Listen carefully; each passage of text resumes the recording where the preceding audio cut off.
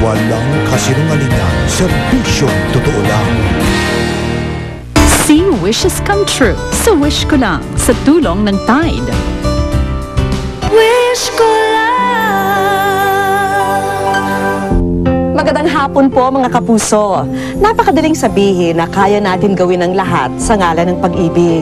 Pero bawat tanda ba ng pagmamahal ay madali, masarap at nanaisin nating matanggap? Minsan ang nawasak ang damdamin ni Mel nang mawala ang trabahong napakahalaga sa kanya. At lalo pa raw nasira ang buhay nito nang mabigo sa pag-ibig at iwan ng pamilya. Ngayon, ang dating maestro ay nauwi sa pagiging basurero at naging lasenggo pa. Ano ang mapait na leksyong kailangang ibigay ng mga nagmamahal kay Sir para siya'y matuto at magbago?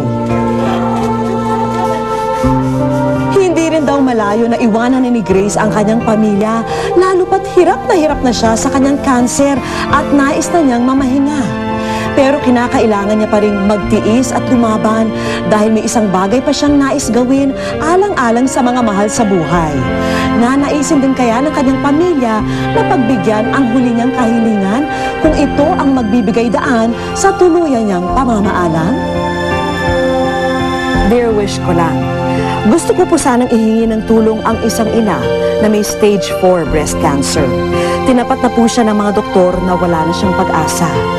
Wala po siyang pambili ng pain reliever at pamasahe papuntang ospital. Ang isa pong matinding pinoproblema niya ay ang gastusin sa punerarya kung sakaling talagang mamamaalam na siya. Ayaw daw po niyang maging pabigat pa sa kanyang pamilya hanggang sa kanyang pagpanaw, kaya pilit niyang tinitiis ang sakit hanggang masigurong panatag at maayos ang kanyang mga iiwan. Siya ang kahaligi mo sa bawat oras ng pangangailangan. Ang tangi mong napagsisidlan ng iyong mga kwento at sikreto bukod sa iyong mga kaibigan. Katulong mo sa buhay, karamay mo sa lahat ng bagay. Ngunit paano kung isang araw, malaman mong bilang na pala ang araw ni nanay?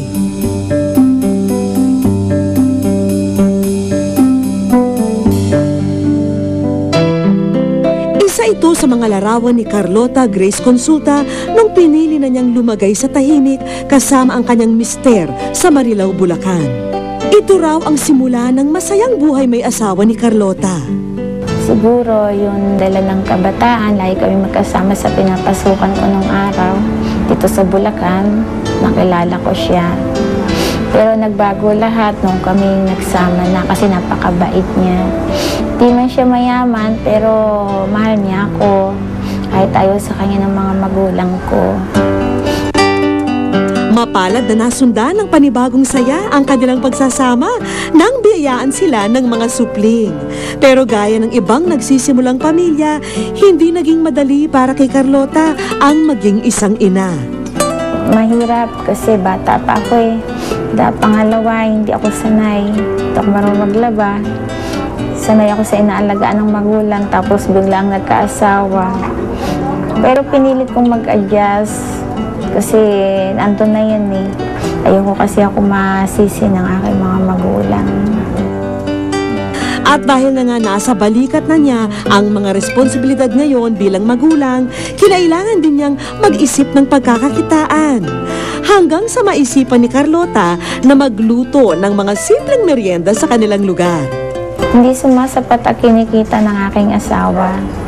Pangalawa, naiinip ako. Kahit wala gaanong alam sa pagluluto, pilit na nagpursige si Carlotang maging kusinera alang-alang sa kanyang pamilya. Hanggang isang araw, hindi ko na marunong na akong magluto. Iniimbita na ako sa mga handaan, sa mga kasalan, hanggang sa nagki-catering na rin ako. At dahil sa kanyang angking kasipagan, nagbunga ang mahigit 1 dekadang pamamayagpag ng catering service ni Carlota. Nakapagpundar siya ng mga sasakyan at sariling bahay para sa kanyang pamilya. At ang pangarap na maitawid sa kolehiyo ang 2 anak, halos abot kamay na. Yung hindi naman mayaman, yung naibibigay ko yung gusto nila. Masaya na kasi ako pag nakikita ko ang mga anak ko. Super ako natutuwa kasi napag-aral niya kami magkapatid. Nakarating kami sa ganung buhay bago kami nagkaroon ng ganitong problema. lang ng mga pangyayari at basta na lang binawi ang lahat mula kay Carlota. Wala na ang kanilang dating tirahan, pati na ang lahat ng kanyang pinaghirapan. Mga ko ay mabalda, wala na, lahat na ipundar, naibenta, pati sasakyan.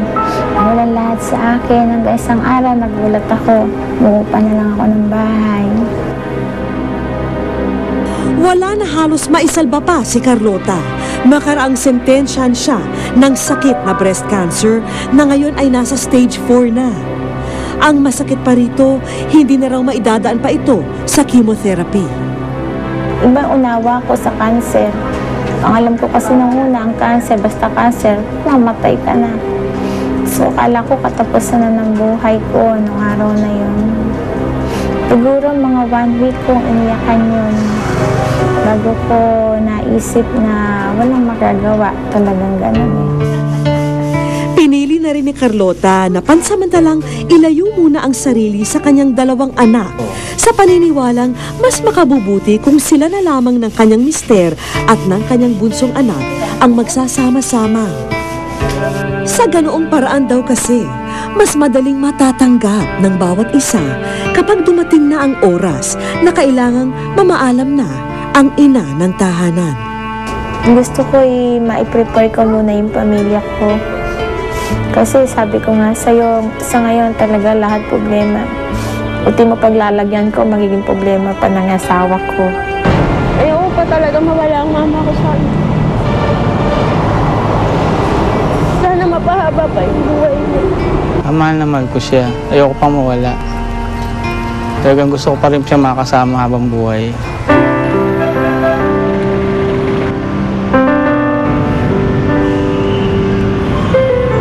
Likas kay Carlota ang pagiging mapagbigay at ayaw na ayaw niyang inaalala siya ng iba. Madalas, mag-isa na lang pumupunta si Carlota sa Maynila para sa buwanang check-up sa ospital.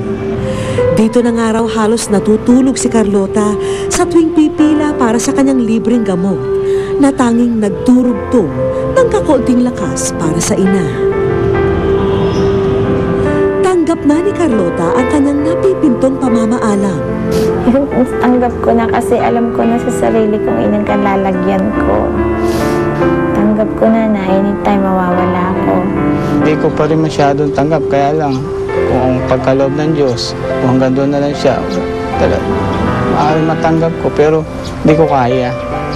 Ang tanging ninanais niya, hindi na sana maproblema pa ang kanyang maiiwan pag siya'y hinatid na sa huling hantungan.